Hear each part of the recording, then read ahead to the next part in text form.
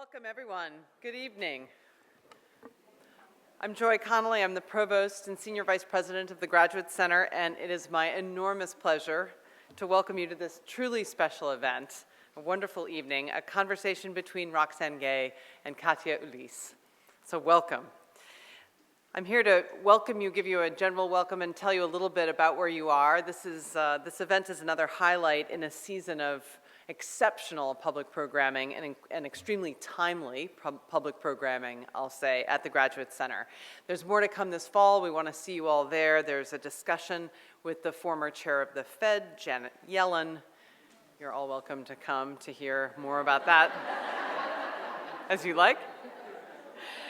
There's also a panel on the importance of the census, something we learned more about if we needed any reminder earlier this week, that's led by Maria Hinayasa, and there's a lot more. So look on our website and look outside in the elevators and in our digital signage and come back.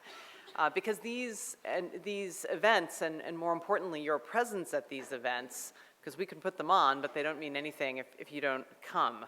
All of these events are vital to our mission as a public institution of advanced research and learning in New York City.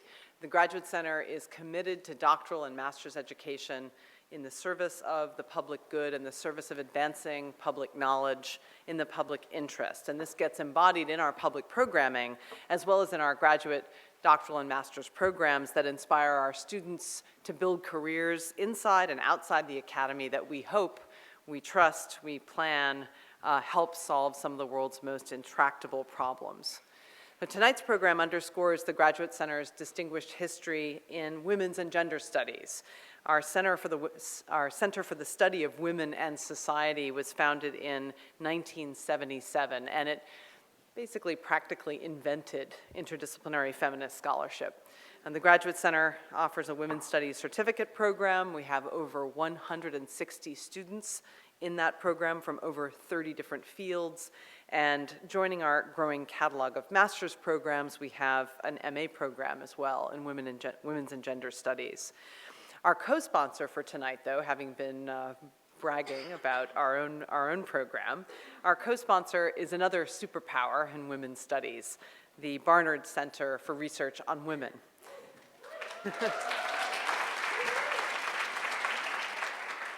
I'll resist the temptation to set up an applause war. Let me welcome, though, those in the audience, especially here from Barnard. It really strikes me that joining our two centers together is like, it's like creating a women's studies Super Bowl, and I look forward to our continued collaboration. So this week, and this week especially, but really the last 2 years, as we were saying a minute ago, have made very clear, it's more imperative, more urgent than ever that we continue serious, illuminating conversations like the one we're going to have tonight about women and gender, about race and power, and the critical role of writers, like the people you're going to hear from tonight, in bringing these topics forth to the public. So now, please join me in welcoming the director of the Graduate Center's certificate program in Women's Studies and of our new MA program in Women and Gender Studies, Donna Ain Davis. And Donna will introduce our distinguished guest speakers. Let me say that Donna is a CUNY Graduate Center PhD in anthropology, and let me give a plug too, and so that you go straight to Amazon in spring 2019. She's the author of the forthcoming book, Reproductive Injustice, Racism, Pregnancy, and Premature Birth, coming out spring 2019 from NYU Books, NYU Press. Anna.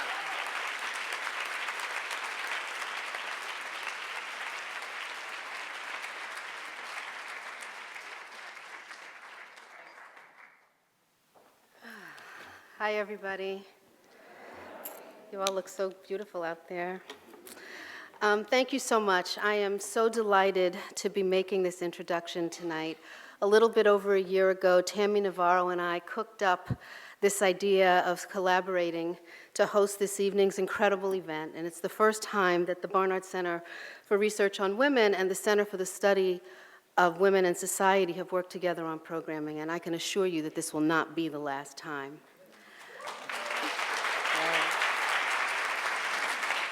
Of course, there are always people to thank, and I must begin with the Graduate Center's provost, Joy Connolly, who, when I went to her office and asked if she would help support tonight's event, she simply said yes.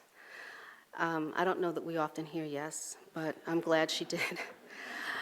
Provost Connolly, along with the Center for the Study of Women in Society's Advisory Board, Women Writing Women's Lives, Small Acts, a Caribbean Journal of Criticism, the Haitian Center, and Society of Fellows at Columbia University, and the Barnard Center for Research on Women all collaborated to make this evening possible. And as you well know, no event ever happens without the incredible effort of people who are often unknown to the audience.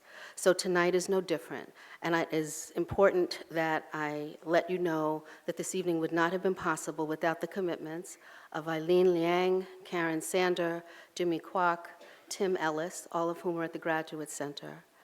And at Barnard, I want to extend my thanks to the staff at BCRW, Avi Cummings, Pam Phillips, Shay Gossett, Hope Dector, and BCRW Director Elizabeth Castelli. And I also want to thank each of you for coming out this evening. I'll ask that you take a moment to silence your phones so that you continue to have friends.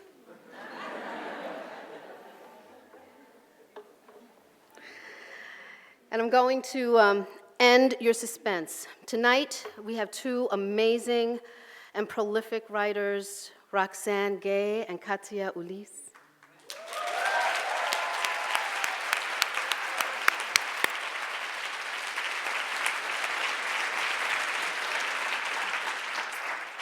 Each of them are going to do a reading, and then this will be followed by a conversation that will be moderated by Tami Navarro. Tami Navarro is the Associate Director of the Barnard Center for Research on Women and editor of the journal Scholar and Feminist Online. Katia Ulysse is a poet and novelist whose books Drifting and Mouths Don't Speak have been met with critical acclaim, earning her praise from Edwidge Danticat as, quote, having talent that soars higher and higher to expand both our hearts and our universe. And Roxane Gay, whose powerful literary voice seeps into our souls and is one of today's most profound cultural critics and author of best-selling books, including Bad Feminist and Hunger, a Memoir of My Body, and Difficult Women. It is my supreme pleasure to present Roxane and Katia Ulysse and Tami. And we're going to begin with a reading by Katia, followed by Roxane, and then a conversation moderated by Tami. Thank you.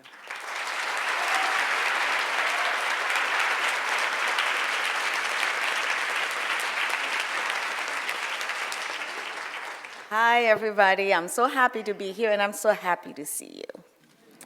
I really am.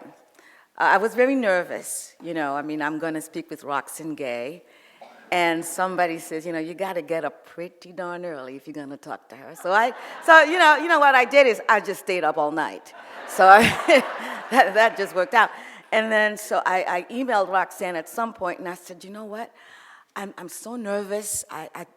When I found this out, I don't know what to do. So I need to get very smart very quickly. And so, there was this number, 1-800, get your PhD now. And if you call in the next 5 minutes, you get a, couple more. And if you refer somebody. So I could not find a reputable university to give me a PhD in just a couple of weeks. So, and I told them, I had enough credits. At least 300, just check my credit score, but that just went, that did not work out. But the best part was Roxane Gay said, you know what, just be yourself, you'll be fine. And that was when my trouble started. No, seriously, because I'm asking myself, so which self do I bring? Do I bring my mommy self, my wife's self, my sister's self, my gardener self, and so on? Yeah, I do have a little problem, but my therapist and I, we're figuring it out. So thank you so much for having me, Roxane, Roxane Gay, Tami. Thank you so much. Thank you so much. So I'm going to read, I've got my two little books, right? So, and if...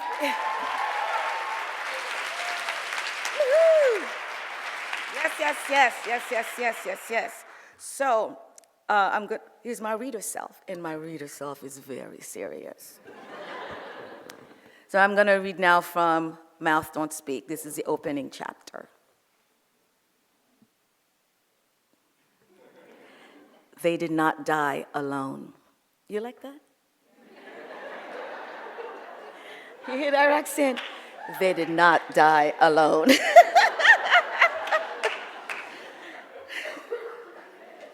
They did not die alone.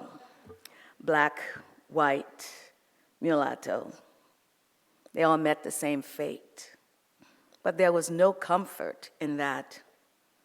Spilt blood ran as red as the massacre river. Rafael Trujillo would have been tickled pink. Rich and poor, Catholic, Protestant, and Vaudouism would be bound together for eternity. False prophets, missionaries, prostitutes, politicians, kidnappers and their unsuspecting victims, unemployed blacksmiths, prolific journalists, kind-hearted beggars and doctors, pacifists, teachers and their students, unborn babies, still unnamed. They all filled dump trucks and wheelbarrows destined for mass graves. Someone said a prayer on that remote mountain range where a vicious dictator once disappeared those who uttered his name without the proper measure of reverence. The dank smell of despair pervaded the air as more trucks stacked with corpses arrived. And high above the carnage, few clouds obstructed the tranquil sky. Thank you.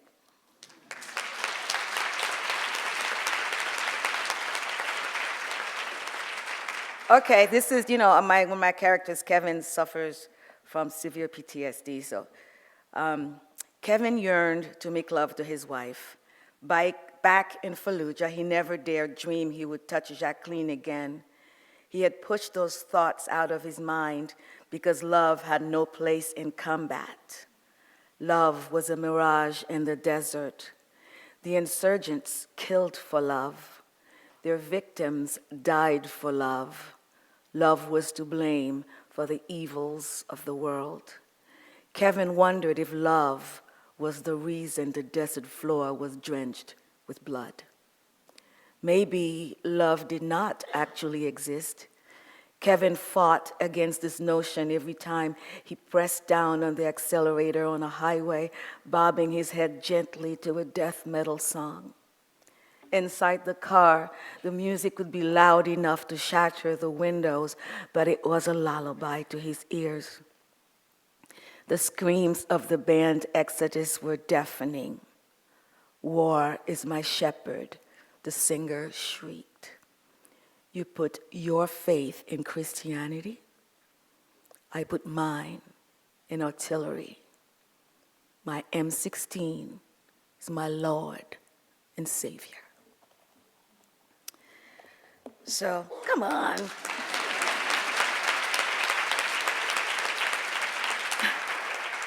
I'm sweating up here, but that's not the lights. I've got my own personal summer now. Some of you know exactly what I mean. I know. So look, so I tell myself, so wait a minute. This is from Drifting, a section called Bouzin. You know Roxane Gay speaks Creole? I mean, I was blown away. Coming here, I just knew, this is my first time meeting her. And I just knew we were just going to, it was just going to be just great. And then we start speaking Creole, and it was like, oh, okay. Okay. All right, okay. So this is the word bouzin. Some of you already smiled a little bit, so that means either you were bouzin or you know exactly what it means, but that's okay. That's okay. So during the day, the word inside her head, hissing as it lifted, dropped, and tossed her about like a kernel of corn in a windstorm. She avoided her own reflection, fearing that mirrors would tell her the truth. She would find the word etched across her forehead, on her chin, on her cheekbones. Sagesse scolded herself for having spoken the word. Saying it just one had brought her face to face with Mr. E's activities and the threats he promised to carry out if she told. She would never risk losing any more of herself by uttering the word again.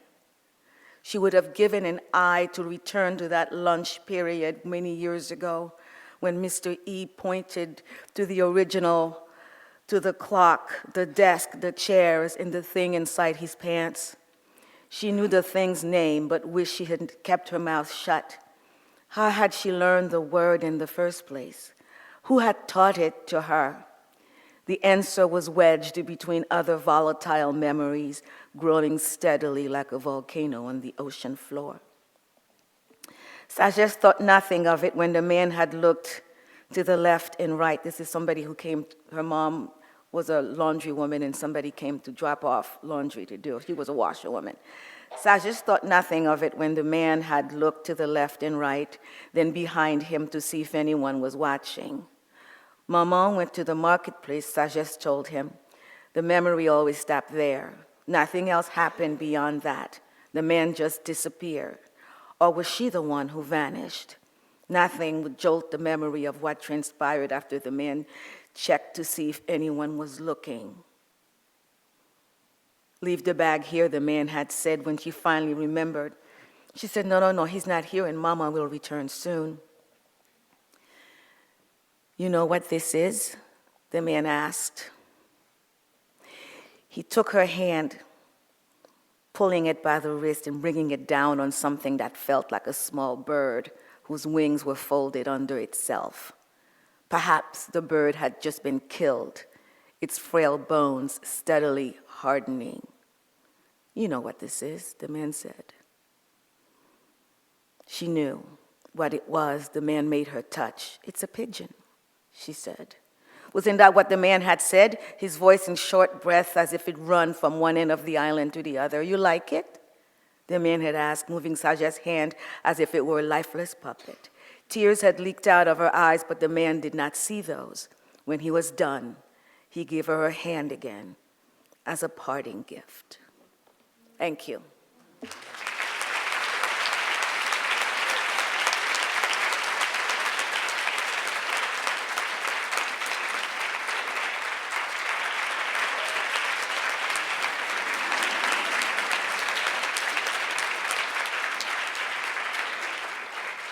Let's hear it one more time for Katia Ulysse.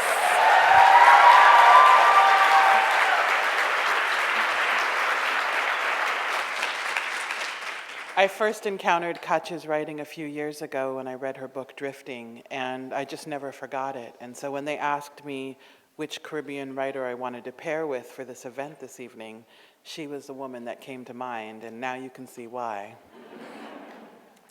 So it's a real pleasure to be here in New York City tonight. The weather is cooperating. It wasn't earlier. I landed in a rainstorm at JFK, and JFK just gets even more disgusting in the rain. Why can't they fix that airport? And, I mean, I'll get to the reading in a minute, but this is on my mind.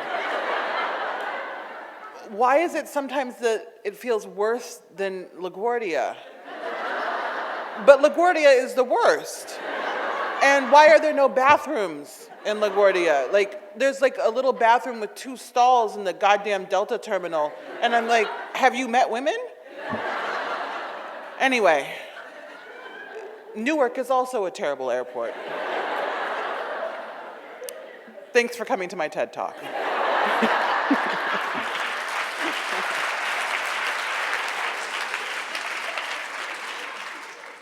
So my first novel is called An Untamed State, and it's a very cheerful book. No. But this is a novel about a Haitian American woman who's visiting her parents in Port-au-Prince with her American husband and their infant son. And she's kidnapped and held for 13 days because her father refuses to pay the ransom. And my father would like everyone to know that if I were kidnapped, he would pay the ransom. Because he feels like people think that the father in this book is passive-aggressively based on him. It's actually not. I mean, my dad is also an engineer who owns a construction company in Port-au-Prince. But other than that, totally different. And when I wrote this book, I really wanted to think about the kinds of violence that women face, and that oftentimes we face violence because of men's bad choices. And we're seeing that now more than ever in all realms of life. And when this book came out, a lot of people said, don't you worry about how this will reflect on Haiti, but violence happens every single day in the United States.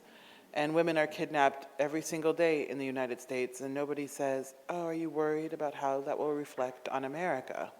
And so I allowed myself the creative license to tell this story. So I just thought I would read from the first chapter. Once upon a time, in a far-off land, I was kidnapped by a gang of fearless yet terrified young men with so much impossible hope beating inside their bodies it burned their very skin and strengthened their will right through their bones. They held me captive for 13 days. They wanted to break me. It was not personal. I was not broken. This is what I tell myself. It was hot, nearly 100 degrees, the air so thick it felt like warm rain. I dressed my son, Christophe, in a pair of miniature red shorts and a light blue t-shirt with a sailboat across the front. I covered his smooth brown arms and his beaming face with sunscreen. I kissed his nose and brushed his thick, dirty blonde curls away from his face as he pressed his palms against my cheeks and shouted, "Mama, Mama." My husband, Michael, the baby, and I said goodbye to my parents, told them we would be back for dinner. Michael and I were taking Christophe to the ocean for the very first time. We were going to hold him in the warm salt as he wiggled his toes and kicked his chubby legs. We were going to throw him toward the sun and catch him safely in our arms. My mother smiled from the balcony where she watered her plants, wearing a crisp linen outfit and high heels. She blew a kiss to her grandson. She reminded us to be safe. We put our son into his car seat. We handed him his favorite stuffed animal, a little bulldog named Baba. He clenched his beloved toy in his little fist. He has his father's temperament. He is usually happy, and that is important to me. Before getting into the car, Michael double-checked that Christophe was strapped securely in his car seat. He put our bags in the trunk. Michael held my door open, and when he closed it, he pressed his face against the window and blew air until his cheeks filled. I laughed and pressed my hand against his face through the glass. "I love you," I mouthed. I don't say those words often, but he knows. Michael ran around to his side of the car. After he slid behind the steering wheel and adjusted the rearview mirror so he could see the baby, he leaned into me and we kissed. He rested an arm on the armrest between us, and I idly brushed the wisps of hair. I smiled and rested my head on his shoulder. We drove down the long, steep hill of my parents' driveway and waited quietly for the heavy steel gates, the gates keeping us safe, to open. In the back seat, Christophe cooed softly, still smiling. As the gates closed behind us, 3 black Land Cruisers surrounded our car. The air filled with a high-pitched squealing and the smell of burning rubber. Michael's tan knuckles turned white as he gripped the steering wheel and looked frantically for a way out. His body shook. The doors of all 3 trucks opened at the same time, and men we did not know spilled out, all limbs and gunmetal. There was silence, the air thin, still hot. My breath caught painfully in my ribcage. There was shouting. 2 men stood behind our car, machine guns raised. Michael pressed his foot against the gas to move forward, but a tall man with a red bandana across the lower half of his face, a man holding a gun, pounded his fist on the hood of the car. He left a small dent in the shape of his closed hand. He glared at us, then raised his gun, pointed it directly at Michael's chest. I threw my arm across my husband's body. It was a silly, impotent gesture. Michael's eyes were bright, and arcs of tears trembled along his lower eyelids. He grabbed my hand between both of his, held me so fiercely it felt like all those slender bones would be crushed. 2 men slammed the butts of their rifles against the car windows. Their bodies glowed with anger. The glass cracked, fractures spreading. Michael and I pulled apart, waited tensely, and then the windshield broke, the sound loud and echoing. We covered our faces as shards of glass shattered around us, refracting sharp prisms of light. Michael and I reached for Christophe at the same time. The baby was still smiling, but his lips quivered, his eyes wide.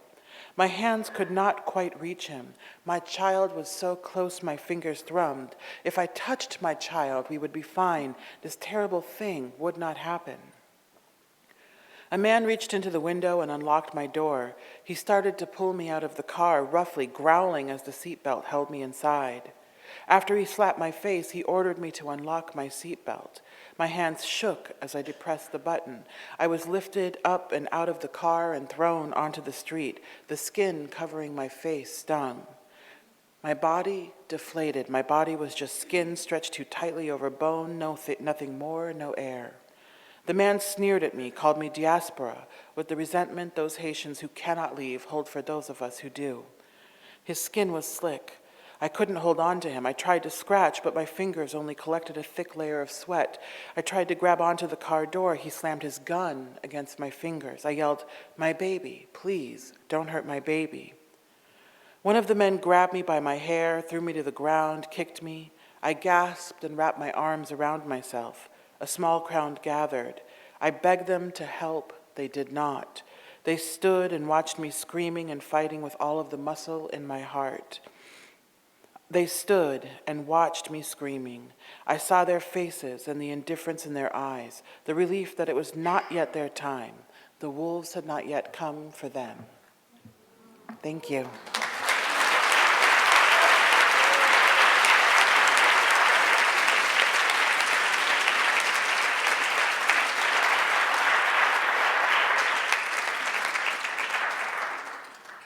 Thank you both so much for sharing your work and for being here with us this evening. Thanks. Of course. I think they're on. In reading your novels, Mouths Don't Speak and An Untamed State, one thing I was particularly struck by was the fact that you both offered us narratives that complicate many people's understandings of Haiti, of universally mired in poverty, right? That everything is the worst it could possibly be, but then the families in both of these novels are quite wealthy. So I was hoping you would talk about why you both made that choice and what work that background does for you. You're both gonna have to answer. Well, Haiti contains multitudes. It's a beautiful country. It's an amazing country. I'm incredibly proud to be Haitian, and I always have been. I grew up in Omaha, Nebraska, but my parents took us back to Port-au-Prince in the summers, and we were raised as Haitians who happened to be temporarily in America. And that really shaped my understanding of the country. So it was quite surprising when I got older and I started to realize the media narrative around Haiti, that it was the poorest country in the world, or the Western Hemisphere, and it was the home of AIDS, and all kinds of crazy nonsense that is still the dominant narrative of Haiti now, 20, 30 years later. And so when it came time to write An Untamed State, I really wanted to write, I like writing thrillers. I love reading them, and I wanted to write one. But I was also deeply concerned with the issue of kidnapping, because I think it speaks to desperation and how desperate people have to be to think that kidnapping is a viable way of generating income. I don't judge, I mean, I judge it because it's wrong, but I also understand where it comes from, like to be that desperate that you no longer have any regard for human life. And why does that exist? And so I wanted to try and explore that in my novel. I decided to write about a wealthy family because I think it's important for me to know my lane, and I think it would not have been as authentic had I written about any other kind of family. So I kind of wrote what I knew. And I also think that the wealthy in Haiti, and quite frankly the rest of the world, are complicit in a lot of the world's problems. And I wanted to show that complicity in this family with the father who grew up poor and made a great deal of money and is genuinely convinced that he's doing the right thing by not paying the ransom for his child. And there's the kidnapper who genuinely thinks he's doing the right thing by feeling entitled to this man's money. And there's just a lot that was really interesting to me. What she said. No, I mean, really, I wrote about a wealthy family just because of the narrative that we are the poorest country, blah, blah, blah. But the thing about that, and I'd like to ask this question to those who have gone to Haiti, but they stay there so long you can never find them. My question to them would be, if Haiti was so bad, why do you stay? And I'm speaking mainly to the people who have so much they could do here, let's say in Baltimore City, for example, where I live, fair Baltimore City. But we don't have beautiful blue skies. We don't have beaches in Baltimore City. So I understand, and it's very nice of some people to want to go and save the people of Haiti, but they stay. And they've stayed for generations. And if you look at the situation in Haiti, it hasn't really changed. And I say that poverty is exotic. You know, poverty, it's an institution that people will just do whatever they need to maintain it, to keep it going. And it's like a very expensive engagement ring. You know, it's exotic. It's not necessary, but obligatory. So if you think about it, if poverty were to disappear in Haiti, for example, in Haiti, where would so many of those people go? And the thing about Haiti, you know, they call it the poorest, blah, blah, blah. For me, Haiti's the richest, because I know when I go home, first thing I do is take off my shoes, like what I want to do right here. I told you, man, I don't know why I'm wearing these little heels, okay? They're my big girl shoes, but, you know. Yeah, you put your foot down on the ground, and Haiti just gives you so much. It just fills you with so much. And so in my opinion, it's nothing. It's not poor at all. And I wanted to show that side of the material wealth too. Thank you both for that. And sort of following up on that, the specificity of Haiti and the complexity of Haiti and the selections that you both chose to read, I wanted to ask you sort of a different question about the greater attention being paid to sexual violence in this country, and what you think this means, or could mean anyway, for similar conversations, either in Haiti in particular, or in the Caribbean region and diaspora, right? So we're in the midst of this sort of Me Too reckoning moment. I wonder what you think this could mean in the region. You know, I think Haitian women have been reckoning with sexual violence for quite a long time, and there are many women on the ground doing this work. They're working in the inner cities and really trying to provide resources for women, not only to disclose, but to get the emotional and physical health care that they need. You know, I think Haiti has so many more, which is sad to say, but there are more pressing issues. So I think it's going to be a minute before something like Me Too crosses over. But that doesn't mean that the work hasn't been done and isn't actively being done. It is. It's just not going to happen like in a sort of hashtag manner. It just isn't. But, you know, I'm hopeful that we will continue to see more progress in terms of women being able to come forward as victims of sexual violence, and that we will be able to center the conversation where it belongs on how do we get men to stop committing acts of sexual violence.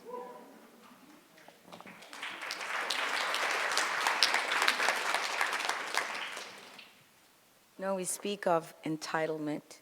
You spoke of that in the kidnapper who felt entitled to the father's money.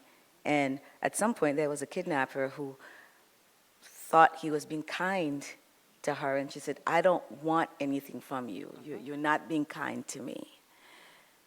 We, in my country, yes, the fight has begun, and women are fighting, and when they do win, they win with grace, but the fight is on. Unfortunately, there are too many among us who still think that silence is golden, when it's not. There are times when you need to shout, we need to shout. But we are a society where the women, unlike here, where the women are blamed for what happened. As a young child in Haiti, I saw boys sitting on a wall, and a girl goes by, and they just take the girl and take her to the back or whatever. But it's going to be a long time before even these sisters come out and say, this is what happened, because there's shame in it. They're shamed that, I will be blamed. I am the woman. I had to have done something to cause this animal to attack me. I somehow had to have been, somehow allowed this to happen to me. And so until we can understand that, and if I know my Haitian women, we're gonna come out and kicking. It's just taking a little bit of time. But for the men, their day's coming. But you know what? It's not just the assault, it's not just against girls. So many boys are abused. So many, especially in the Rest Avec, which is, you talk about that. Yes, I do talk about that. Yeah, one of the things I also wanted to address, and I didn't have space in the novel to give it as much time as I wanted, was the practice of Rest Avec, which is where people generally, essentially sell their children into indentured servitude that they never get out of. And those children are used as basically slaves. And they are abused physically, they're abused sexually, they're certainly abused emotionally. And it's one of those things that Haitian culture likes to pretend doesn't happen. But it happens constantly, it happens today. And there are a lot of things that we need to continue to talk about and bring out into the open, because as long as we keep pretending these things aren't happening, and as long as we are letting the shame of these things keep us from speaking, we're not really going to see the kinds of change that we need to see. Thank you both for that. I also wanted to ask about another one of the threads that I saw connecting your work, which is that you have both written explicitly about trauma, and particularly about characters suffering from PTSD. So in one case, it's from sexual assault, and another from the 2010 earthquake and warfare in Kevin's situation. So I'm wondering, what is the role of trauma in your work, and how do you hope readers will engage with this? May I say, Yeah. I just interrupted Roxane Gay. It's the shoes. Well, I have to tell you that this book here, we talk about trauma. I read this book once before, and I had to read it again. I really wanted to read it again. Like you said, it's a fun little book. But I tell you, from that very first sentence, I knew what was coming, and I already had that visceral reaction. I wanted to scream, get into the and scream at some of the people in there, and I wanted to go and protect Mireille. So how did you access that? Where did... Well, I actually wrote An Untamed State in 4 months.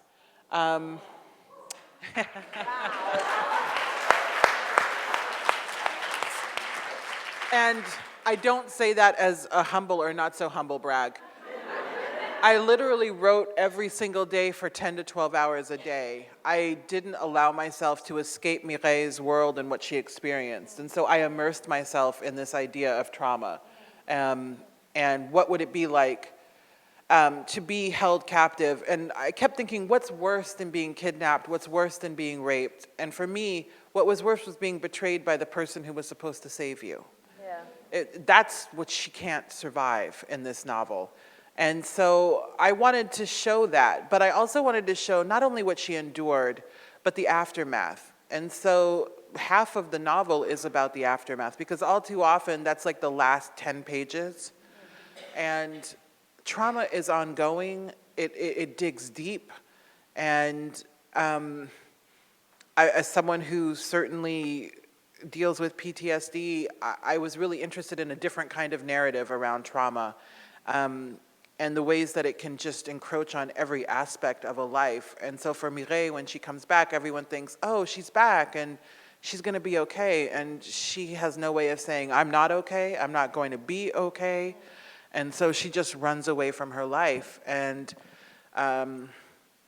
it just is something that very much interests me, for personal reasons, but also because we live in a world that is so shaped by trauma of all kinds. We have the trauma of slavery, we have the trauma of misogyny, the trauma of poverty. There are all kinds of traumas, and people just walk around basically as the walking wounded and somehow try to function and be functional in this world, and then sometimes we fail.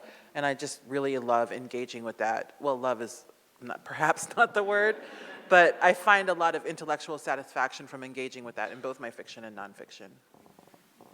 What about you? Because you get into it with Kevin. Well, the thing that was very important to me was the trauma experienced by our men and women who go overseas and come back as different people. Because, you know, that one of the things that Mireille does when so much is happening to her, all the selves, she just disconnects from the main. In that way, she's able to survive because she knows, and you say this in the very beginning, this is not how this story will end. And so she believed that this is not how the story will end. But when you are in the theater of war, as in you did not volunteer to play the lead role, right? So now all of a sudden, you know, there's this beautiful poem, I think it was by Thomas Hardy, I think. It's about these two guys, you know, who go into a bar, and that's not really a joke, you know, two guys go into a bar. So these two guys, they go into a bar, and they're both soldiers on different sides. And then they tell each other, so they're sitting there sharing a beer, you know. They said, you know, had we not been soldiers, were we not soldiers, then imagine we could just sit here, enjoy a beer, and talk about our troubles, our wives, and folding fitted sheets and things like that. He said, but because we are at war, so after we have this beer, we gotta go out and kill each other like civilized people. And so that poem is always so meaningful to me because, you know, lately we've had discussions between men who want to talk about their little red buttons and which one will run to the button quicker than the other, and how they will decimate the entire world, but who cares about all the other people? And I was thinking about those two guys, there's so many of them. When they decide that they want to fight, they want the world to end, they want to just show who has the biggest, baddest weapon, I'm thinking, you know, wouldn't it be nice if they would just find a nice, secluded little spot, each has a gun or a saber or whatever they wish, and have a little duel, and leave all of our sons and daughters out of it. You know? And so there were days in the past, during previous wars, when people who were severely injured just perished there. But now, with all of the technological advances in medicine and so on, they'll just patch somebody and bring them back alive when so much of that person is no longer. I remember while I was writing that, seeing this young man in a wheelchair, and then his young wife, you know, she's helping him along, but he had just come from a war, from his deployment. And you have to look at them and wonder, and you hope that the love endures, that the love just goes on, you know, for eternity. But the reality is, how long will she stick around? You know? And what if this guy, what if all he'd ever wanted to do was be a carpenter? That's all he wanted to do. He just wanted to be a carpenter. But now he's not able to work with his hands. So that self is dead, even though he's walking around living. So, but I love it that the post-traumatic stress is not a death sentence. We will rise above it. Absolutely. That, what you just said, we will rise above it, I sort of wanted to ask a follow-up question, because so often when someone experiences trauma, the imposed sort of narrative, as you talked about in an untamed state, is you're back, so now we can begin the healing, right? So the counterweight to trauma is healing. And so I think you both have troubled that in your work, and I guess I wanted to hear you talk about what healing can look like broadly, and also what it could look like in a Caribbean or a Caribbean diasporic space, where to my mind at least, there can be sort of familial or even spatial bonds, right? Bonds of geography that make it difficult to sort of separate. You know, I think healing, there is no one way that healing can look, but I think healing is about coming to a place of being able to survive. Like sometimes it's that simple, that you're able to survive. But I also think that a deeper healing is that you're able to be at peace with what you've endured, with where you are. And one of the things I write about in my memoir, Hunger, is that I'm as healed as I'm ever going to be, which is to say that I'm a lot better than I was, but I don't know that it gets much better than this in terms of facing my trauma.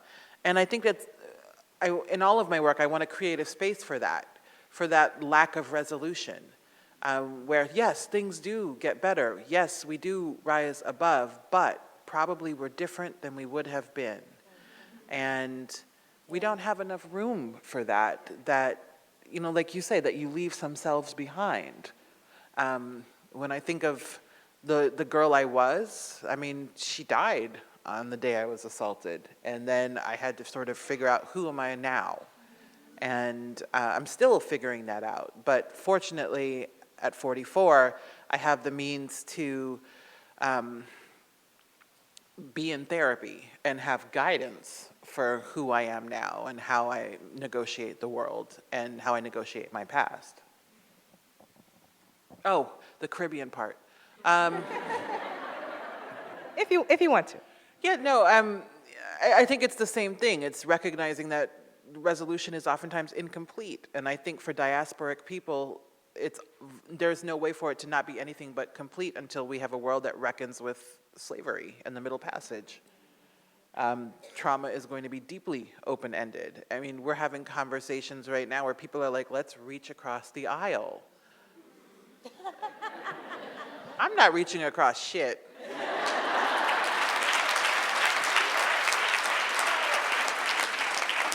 Like, I believe that we have to ultimately work with Republicans, but they need to reach across to us because, I mean, at this point, we are talking about good and evil. And they believe in supporting a president who openly said, I am a nationalist, and then tried to turn it back around and say, why would you ask me that? Like, motherfucker, we have you on video. You know, like, that's where we are right now, where we have these people on video. We have documentation of them taking money from really corrupt people like the NRA. And, you know, we're like, let's talk about both sides. No. And so in a Caribbean context, there is only one side. You took us from our motherland, brought us here, oppressed us, and then charged us billions of dollars in debt that we are still paying off. So until you erase that debt and apologize like you fucking mean it, our trauma is going to be unresolved.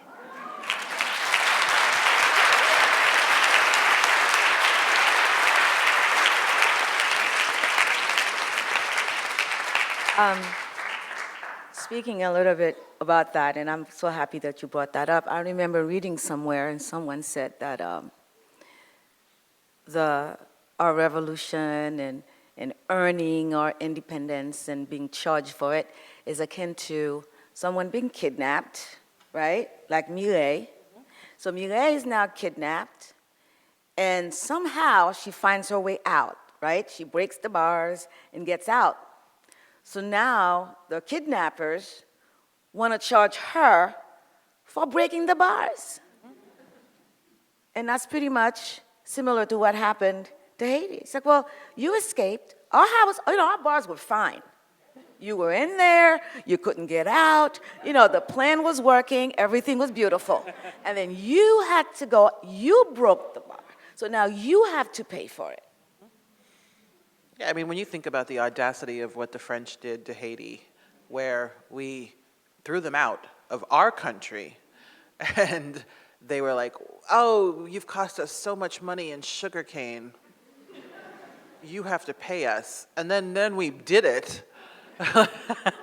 Like, damn. When we give you our word, we mean it. It's just audacious. But still, we are free.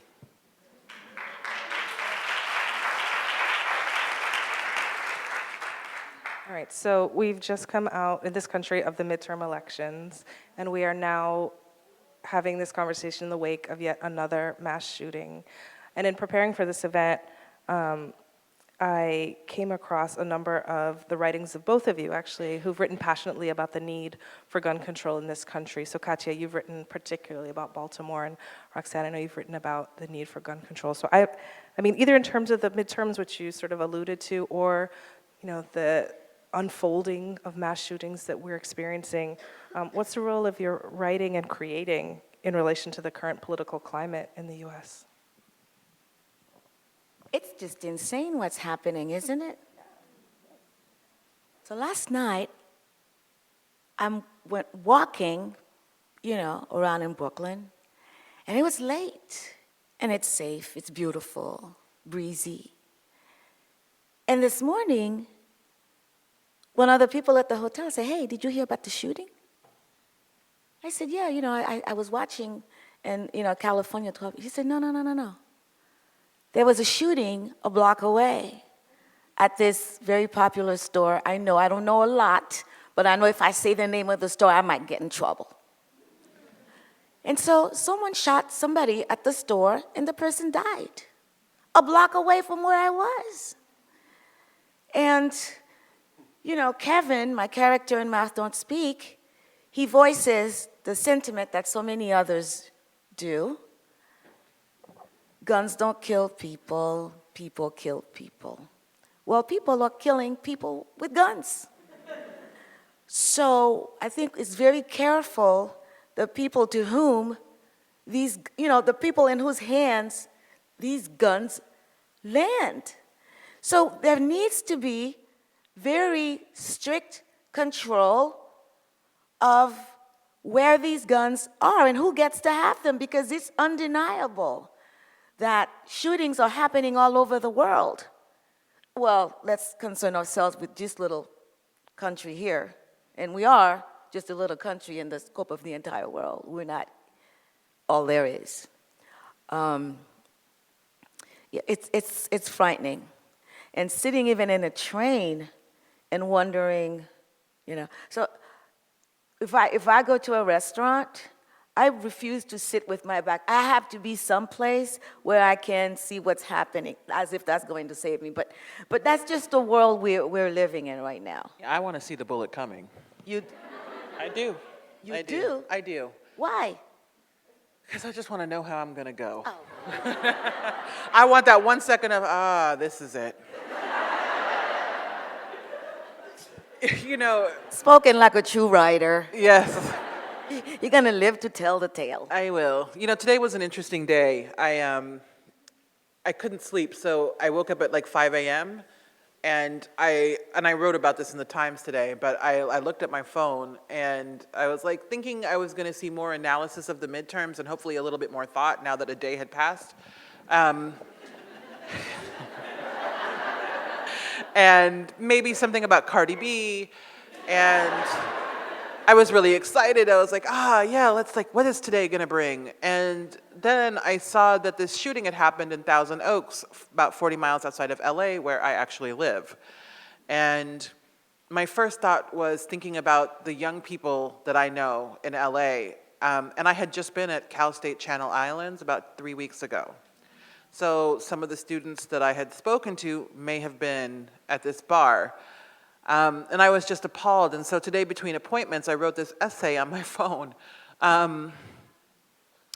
just thinking through what are we doing as a people? Because we keep saying the new normal. And today I lost my shit because I was like, we have to stop fucking saying that. This is abnormal. This is the new abnormal. And, when I write, I'm just doing the only thing I'm good at. And I'm trying to bring attention to things that we need to be talking about. And oftentimes it feels like I'm saying the most basic ass common sense things. And people are like, oh, you've opened my mind. And I'm like, damn.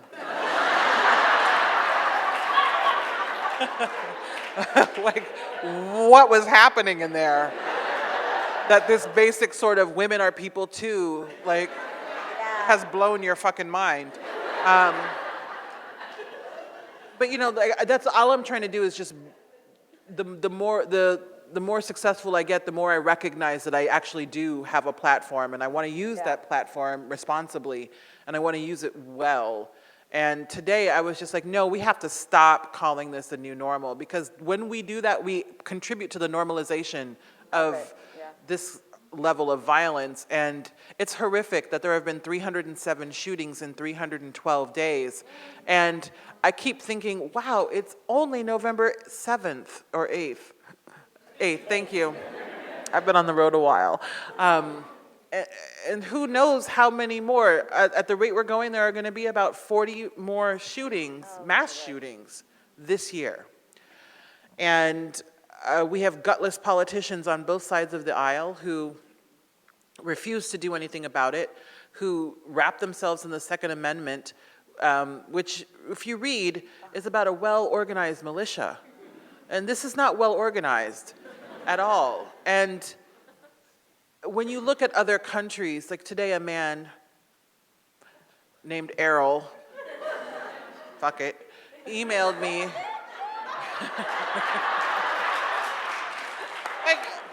I am having the worst month of my life, so honestly, I just don't care. This guy emailed me to say, that the United States ranks like this much in the terms of violence, and that there are 33 African countries where the death rate is higher. And I was like, oh, come on. Don't bring Africa into this. Africa is doing fine. And frankly, that's where we're at, where people are like, it's not that bad. And that's because it's not your child. It's not you. So anyway, I just want to bring attention to these things, and I never wanted to be in this position, but I am, and so I have to rise to the occasion. And this is,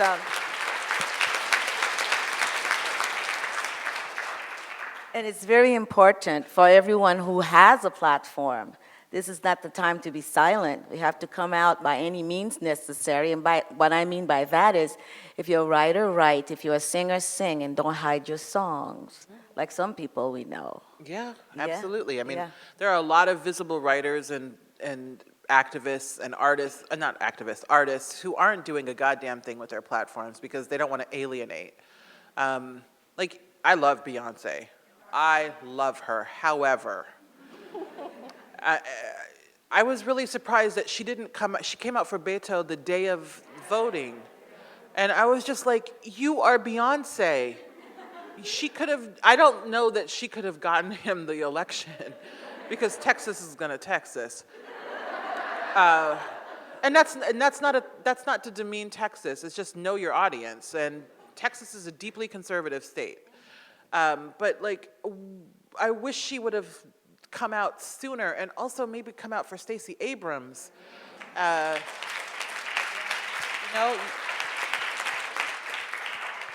she does incredible work, and she does so much behind the scenes that never gets publicized, so who knows what she did behind the scenes. But when I saw that post on Election Day, I just thought, that's nice.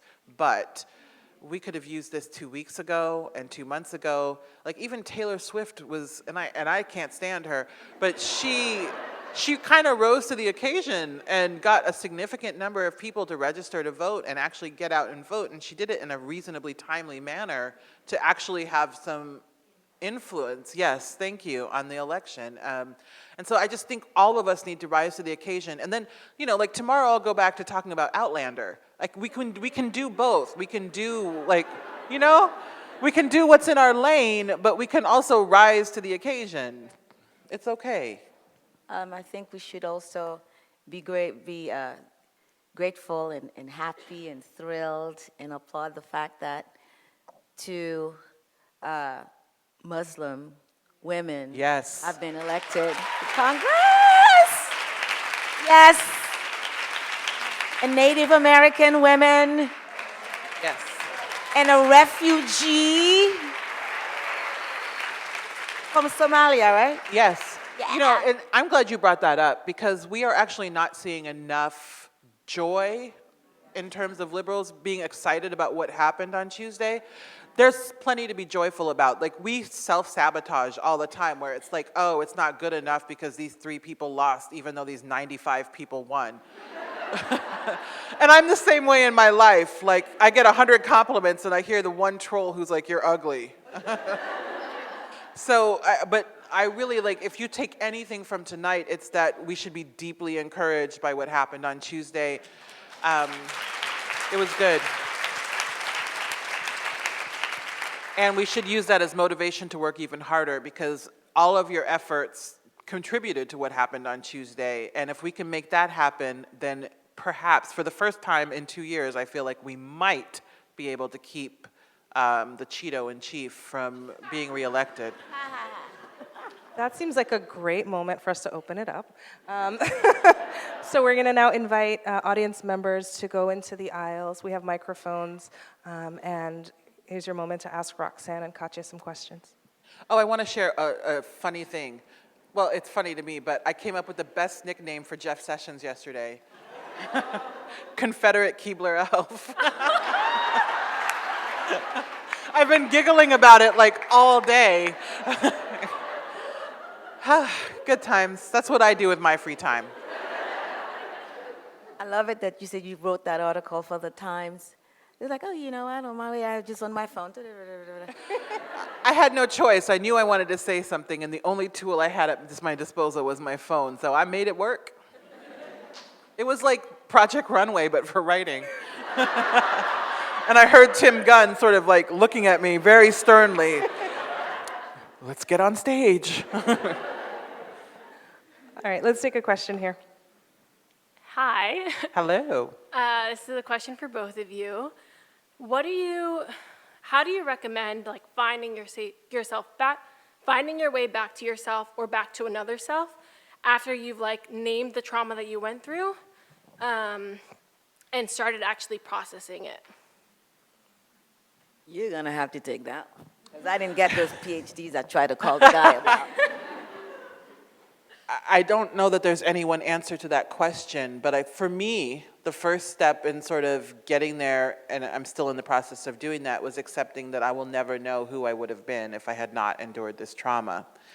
The next step has been just accepting myself, accepting the ways in which the trauma has changed me and the way it manifests sometimes in my life. Recognizing the things that I can change and the things that I can't, and just being more forgiving with myself. And then just recognizing that though I would never wish that kind of trauma on anyone, I would not be the woman I am today without it.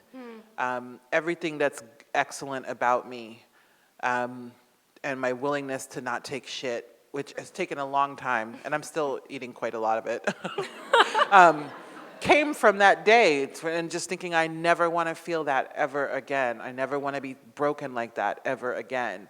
And so I think it's just accepting yourself, even if it's little tiny pieces of yourself. I think I accept about 33% of myself right now, but that's good because it used to be 3%. Mm-hmm. And I hope to, each day it's a little more. Another thing that I read that you said and I thought was very important is to take the power. What's so funny? I just made a face delighted, because I'm delighted. Well, you say a lot of bad words, so I didn't know I could say bad, but why do you say bad words. I do. Too. Oui, Kimelem.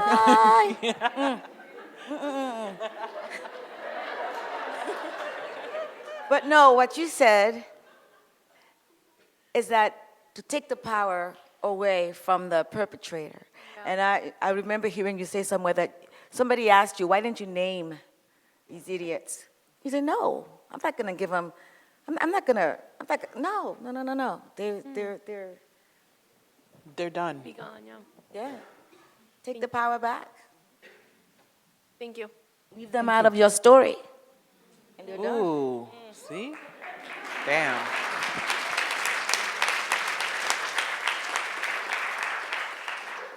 We've got one here. Hello. My name is Savannah. I just wanted to say thank you for being here and sharing your work with us and your thoughts. I am a Haitian American, and I am fresh off of a year-long service trip in my mother's home country in Jacmel. And I would love to talk to any Haitians after this event. But what I saw working in the communities was that I, as a diaspora, like I have so much power. You know, this conversation is so powerful, but it doesn't happen at home. It doesn't happen. And I think there's a lot of ways that we can be more engaged, right? Like this is such a beautiful conversation, and it can be happening in smaller ways. And I saw that literature, like for me, was a huge thing growing up, and there's just a lack, a dearth of literature like that, just like for Haitians. And so how do you suggest like diaspora, people like me who want to be that bridge, like build that bridge, either linguistically or culturally, like how do you suggest we do that with our art, with our lives? First of all, I say start. You're looking at me in the microphone, but I'm a teacher. I can do this. Put that food down in the cafeteria. I've got a cafeteria. Wow, I felt like, woo. Let me stop whatever I was just doing. That's my cafeteria voice. Yeah, just start, and be fearless about it. And as you asked your question, I was thinking about, can you imagine this conversation taking place in Port-au-Prince right now? Yes. What? Really? I can. About that, yeah. You ask a really good question. And part of the answer is exactly what Katia said. Just start. Just do something. Do anything. So if you want to see a conversation like this, figure out a way to organize one in Jacmel, in Kinskoff, in Cap-Haïtien, whatever, and make it happen. That makes it seem like it's easy. It's not. Also, I think it's not only up to us as diaspora. I think one of the tensions and the reason that this doesn't happen a lot is because there is some resentment toward diaspora. It's like, oh, you left and now you want to come back and you think you have something to teach us, when we can teach ourselves. And so what I'm interested in doing is, how can I fund these kinds of conversations between Haitians in Haiti? They don't necessarily need me to be there to do it. That said, I am hoping to work with the Haitian embassy at some point to myself just go and do things like this. But I'm trying to pair myself with Haitian activists who are already there, because I know fuck all, really, about what life on the ground is like in contemporary Port-au-Prince. And I'm very connected to the country. My father works in Port-au-Prince and commutes every week back and forth between here and there. But I'm not an authority, and I don't want to ever position myself as an authority and take someone else's voice and just co-opt someone else's platform. So I think it's just go and do the work, but also make sure that you are not the only person trying to do that work. Thank you. Thank you.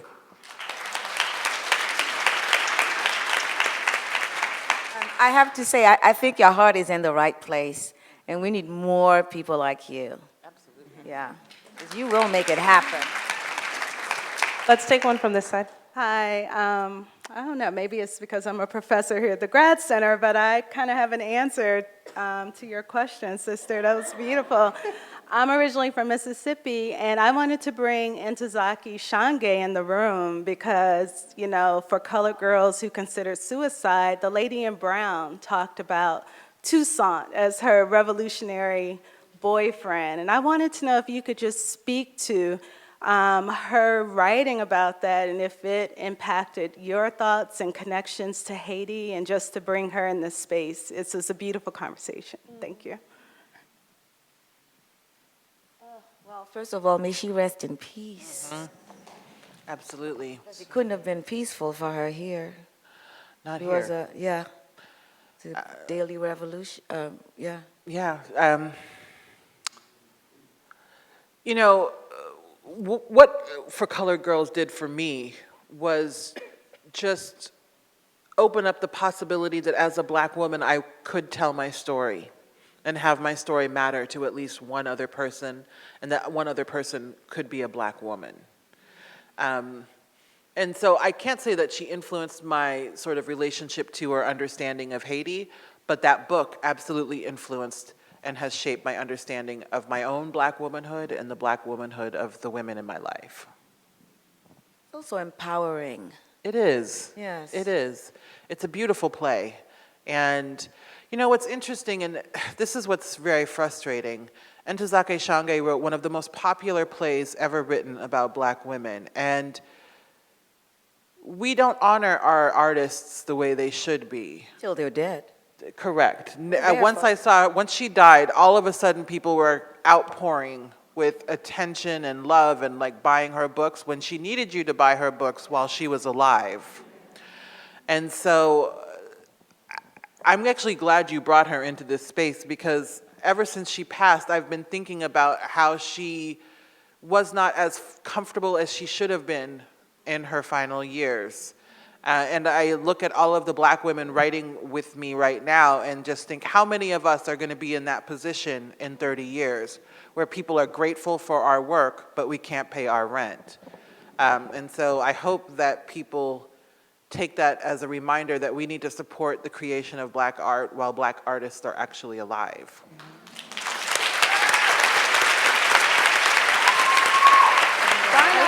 Roxane, I was just going to add that the structural inequalities are ongoing. So Zora Neale Hurston had a very similar, so it's not unique. And when you said that, the first person I thought about was Zora Neale Hurston.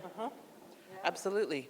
Every time we talk about these women as greats, which they are, we forget how they were treated while they were alive. And I actually don't know enough about Ntozake Gay's story to say like, oh, she was like mired in misery. But I know that she did not receive the due she deserved. And for those of you that are interested, it's worth mentioning that her archives are at Barnard, so we'd be happy for you to come by. Flex. I had to do it. Yes. So it's so weird that question was asked, because it perfectly dovetails into the question that I wanted to say and ask. I was at an Ntozake Gay literary wake celebration last night at the National Black Theater, and what I found to be so dynamic was that the women that hosted it together was Michelle Ndegeocello, an American Black woman, Stacey Ann Chin, a Jamaican woman, and Mariposa, I think she's Puerto Rican, but she's a Latina woman. And what I find dynamic about Ntozake Gay is that in terms of the diaspora, she brought all different types of women to the room together and able to hold hands together and share their stories and center our stories together. Whereas, as I'm a Yankee Black person, woman, there is a tension, even in New York City, the melting pot, right, between American Black folks and Caribbean Black folks, especially the women. Particularly the women. And so I wanted to ask you, in terms of your writing and in centering and redefining this Caribbean feminism, do you think about, is it a desire of yours or an interest of yours to kind of find ways in which to link American Black women with Caribbean Black women in an empowering, inspiring way that will lift our stories all up together? One other thing, may I? Should I start with a bad word? No, Please do. No. And I'm so glad you brought that up, because we shouldn't be as separate. We're not. You know, we will say Caribbean women and African American. we're not that, we need to come together. I know that sounds kind of cliche and naive, but why not? Because, well, slavery, patriarchy has done a trip on our heads, so, and it's true, it's awful, I believe you, we shouldn't, but we believe that, I grew up in the Bronx, it's a very Caribbean neighborhood, it's called Little Kingston, so the Jamaican women there feel like Black American women are lazy. Black American women feel like Jamaican women know everything, and this causes all kinds of tensions. It's not literally until we all get into the kitchen together over rice and peas and fried chicken that we're able to see that we are not that different and that we all actually should be sitting at the same table, but that happens very rarely and not as much as we need to happen, and we definitely need for it to happen, I feel like, in our writing and in our work to create that. I mean, I think the moment, you ask a very good question, and that tension is something that I've thought about quite a lot, and a lot of my earlier writing, I was 19, it was like, wow, where do I fit in, because I don't fit in with white Americans and I don't fit in with Black Americans. It's so sad. But at 19, it was deeply sad to me. And so it was also true, as cliched as it is. The older I've gotten, the more I've understood why these tensions exist. And I think part of it is racism and part of it is the patriarchy. And I think what it's going to take for us to come together is a lot of humility. And a lot of everyone setting aside differences and tensions and saying, you know what, yes, we're different and we see the world differently and we may not always get along, but Let's reach across the aisle. we rise together. Yes, absolutely. I think it's just going to require humility and just maturity. And I'm working toward that. And I hope that my work feels inclusive to women, to Black women in particular, from all ethnicities. I really hope that. And it's something that I do think quite a lot about and that I will continue thinking a lot about. Thank you. Thank you. Great dress, by the way. Yeah, you see how the earrings go with that? Just 10 out of 10. All right, let's take this over here. I want to ask a different kind of question. I'm from Nigeria and I work in Nigeria, and when you were talking about the children who were sold in Haiti, it resonated, and I was wondering if it was similar to a certain practice that we also have in West Africa, where you have children from impoverished backgrounds, sometimes from poorer countries, being brought in to work in, to fill kind of like a domestic labor economy in particular. Yes. But it's always couched in a kind of ideology and discourse of uplift, and this kind of like privatized social welfare and the absence of social welfare states. So I was wondering if there was there are similarities to what's happening in Haiti, and if you could expand on that a little bit. Absolutely. There is a huge similarity between that and Rest-Avex. There are different kinds of Rest-Avex. There are people who think that they are creating a sort of social welfare system and that they're giving that child a leg up and that will actually educate that child. But there are also families who do not educate that child. And it also may still be uplifting. That's how bad absolute poverty is. That being sold into slavery still improves your life. Well, let me tell you this little story about a girl who was a Rest-Avex and was badly, treated and abused. And her mom had let her stay, allowed her to stay with a family member. Because it's not a trade, like, here's $25, take my kid. No, it's like, it's a promise. You're doing so much better than I am. I mean, look at your house. You have a roof where mine has just a tarp. So obviously you're doing so much better. And I have 2 kids. So here, here's this little girl here, and I know that you will take care of her because you tell me that you will. And it's heartrending. I don't want to give you my child, but I know that you'll be able to take care of the girl. So that's what happened to this girl, and then the family to the woman to whom she was given. So ultimately, several years later, after the girl had stayed there for a long time, mom came and said, I want my baby back. I want my daughter back. And she took her daughter, and it's not like I want my daughter back. It's like I'm here to take my child. And don't you know that family now? It's like, well, who's going to wash the table? I mean, you know, wash the floor. Who's going to cook? And the funny thing is, the girl was younger than the lady's 2 children. You know, and so they're really depressed now that they no longer have free labor. And there's, I'm forgetting the man's name, but he was a restavek, and he wrote a memoir about being a restavek. Something Cadet, something Yes. Cadet. And I highly recommend that book. And I will look up the title tonight and tweet it for anyone who's interested. It's called Restavek. Is it? Thank you. It's called Guy's name is Restavek. Cadet, C-A-D-E-T. There we go. Katia, thank you. Because I would You're love to see... fucking welcome. Yes!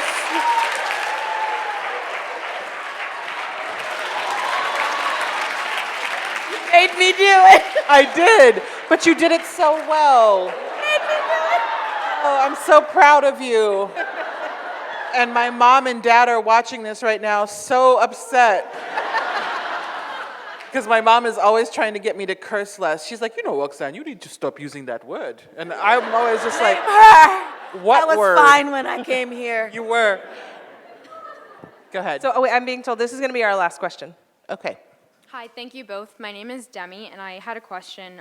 What do you recommend for children of the diaspora who rely solely on oral traditions to understand their histories, who don't understand their mother's mother tongue, and who want to write and go the distance but just don't know how?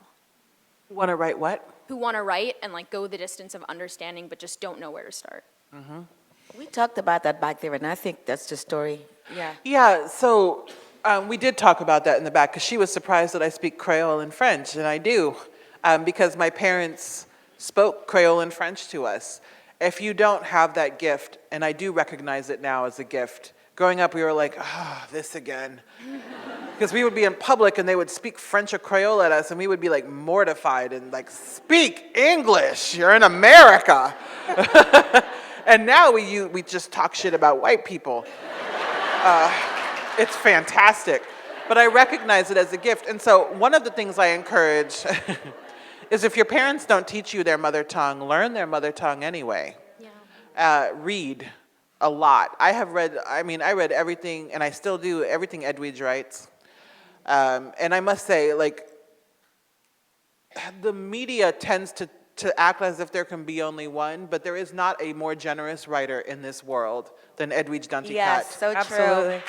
To other So Haitian true. writers. She will blurb any Haitian book, Yeah. and blurb it like she read it, because she did. Yeah, she gave me my start. Yeah, in me too. 2000. Are you serious? She blurbed An Untamed State, and she Wow. blurbed Haiti. Wow. Yeah. You know, I have to tell you the story, okay? And we are going to keep answering your question. No, go ahead. No, okay. In 2000 and whatever it was, when Edwidge did the first book, I was in college, and the professor said, oh, we've got a great Haitian writer. She's coming to Washington, D.C., because I was in school in D.C. Oh, let's take the class. We got to go meet her. And I remember seething, and I said, I will meet that woman when I get to sit down and talk with her. And shortly after that, she did The Butterfly's Way, and then they asked me to submit something, and it was accepted. So when I went to read with it, I was like, oh my God, I just can't believe it. So I've got the name The Weeping Woman. So listen to this part. Roxane with one N Gay. Listen to this. You already know what's coming, right? You were in Towson not too long ago. I was. And somebody said, Roxane Gay is going to be in Towson. Katia, let's go see her. I'm like, first of all, I don't have a binocular, so I'm not going to be able to see her down that far. And then I said, you know what? I'm going to speak to Roxane Gay when I get to sit down and talk to Roxane Gay. You see? It didn't happen. You manifest it. Oh, I was that is shocked. actually a really good story. Yay. And it's true. But yeah, I encourage you to read. So I read a lot of her books, and my mom actually gave me this volume of books about Haiti in French. And so I read those because I wanted to feel this connection. And I guess I wanted to explore the connection I felt. Right. And so just do it. And then like this young woman did, she went and spent a year in Jacmel, which, wow, that's awesome. Because so many young people aren't going back. Go back, save the money if you can, because that's not realistic for most of us, but save the money and go back and immerse yourself. Learn what the country is today, because, and that's something I'm hopefully going to be doing once we start shooting the movie of An Untamed State.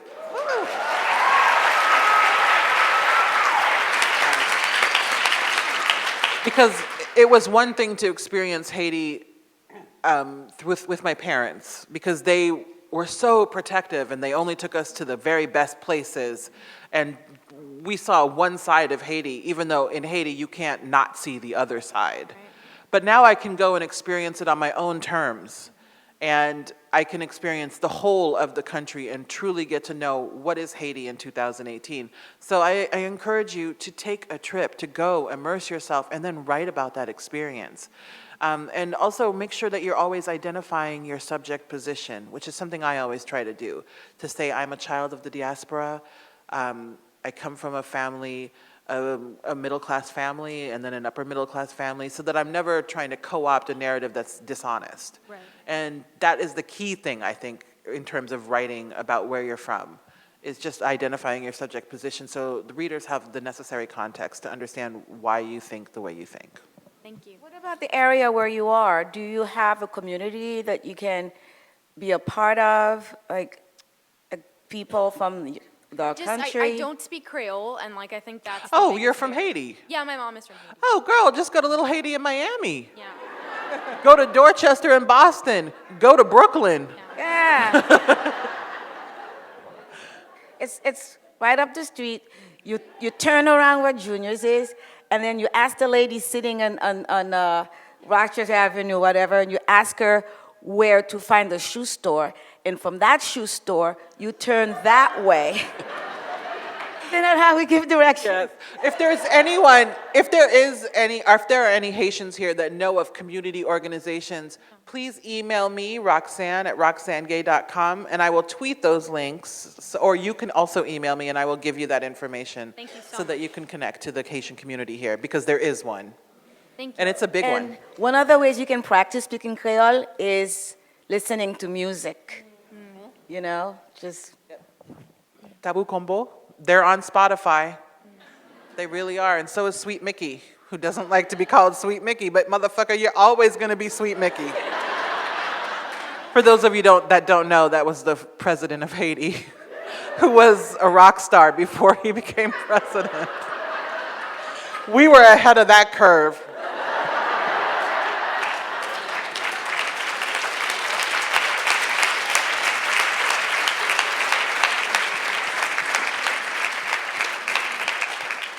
All right, so with that, I would like to thank Katia, Ulysse, and Roxane Gay for joining us this evening for what has been an entertaining and really enlightening conversation. Please join me in thanking.